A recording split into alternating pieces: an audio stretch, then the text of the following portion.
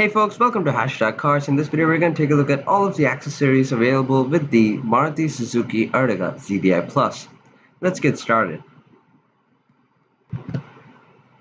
First is the exterior styling kit, price 26,000 Indian rupees.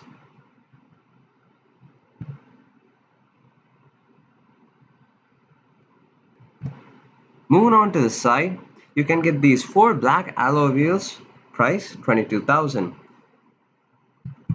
You can get these chrome window frames for 3,350 rupees.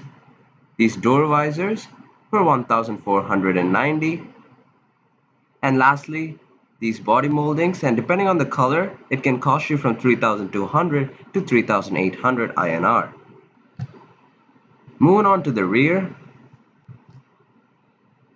depending on the color, you can get this rear spoiler from 4,500 to 4,900 Indian rupees.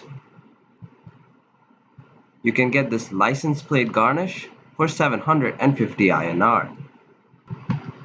And that is not it, folks. If you want to go for the fog lamp garnish and the rear bumper garnish, you won't be able to opt for the exterior styling kit. So let's take a look at that. Front fog light garnish costs 4,200 Indian rupees.